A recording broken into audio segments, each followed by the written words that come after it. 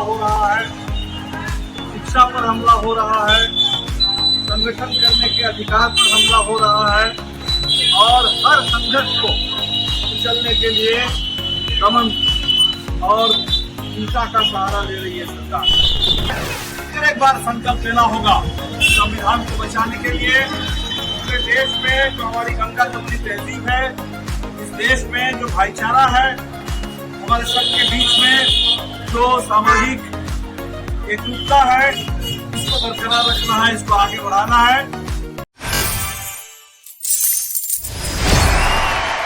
जमुई गुरुवार को शहर के द्वारिका विवाह भवन में आयोजित बिहार राज्य कमेटी की 2 दिवसीय बैठक में बतौर मुख्य अतिथि दीपांकर भट्टाचार्य पहुंचे।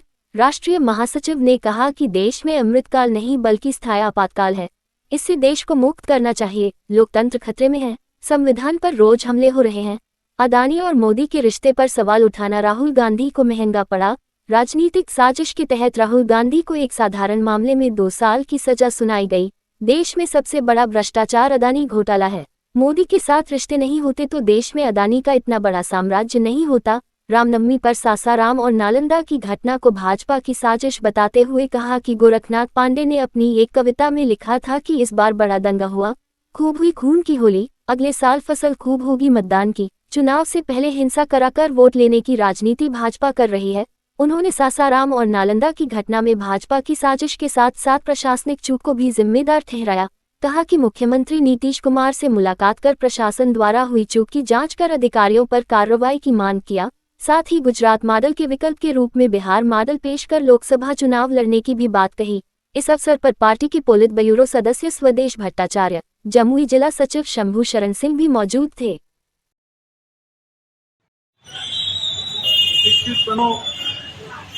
संगठित रहो, संघर्ष करो। और आज पूरे देश में इसी संविधान पर हमला हो रहा है, शिक्षा पर हमला हो रहा है, संगठन करने के अधिकार पर हमला हो रहा है और हर संघर्ष को कुचलने के लिए दमन और हिंसा का सहारा ले रही है सरकार।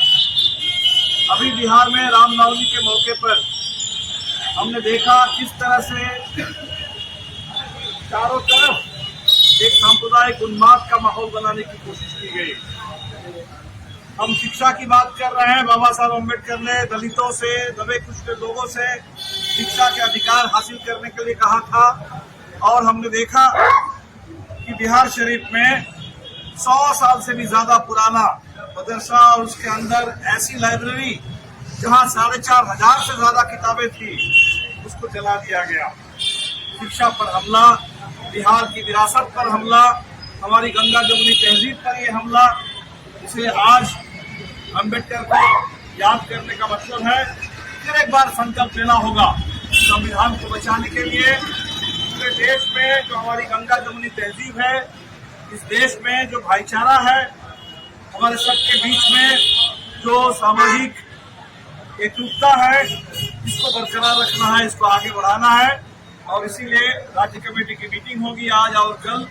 और बिहार के इस नाजुक मोड़ पर पूरे देश के इस हिंसा के दौर में पूरे देश के अंदर लोकतंत्र की लड़ाई को तेज करने के लिए हम लोग संकल्प लेंगे। 14 अप्रैल बाबा साहब की जयंती है और अम्बेडकर जयंती के मौके पर पूरे बिहार में इस दिन को हम लोग सांप्रदायिक उन्माद के खिलाफ, जनता की एकजुटता के लिए और जो बाबा साहब अम्बेडकर का आह्वान था शिक्षा के लिए, संगठन के लिए, संघर्ष के लिए, सामाजिक बराबरी के लिए, लोकतंत्र के लिए, इसको साकार करने के संकल्प दिवस के रूप में मनाएंगे। इसी के साथ हम जमुई के तमाम साथियों को और अपने राज्य कमेटी के तमाम साथियों को इनकलाबी सलाम पेश करते हैं और सब लोग मिलकर के संकल्प लेते हैं कि बाबा साहब का जो मिशन है, भगत सिंह का जो सपना था, उसको जरूर हम लोग साकार करेंगे। नए भारत के वास्ते, भगत सिंह अम्बेडकर के रास्ते।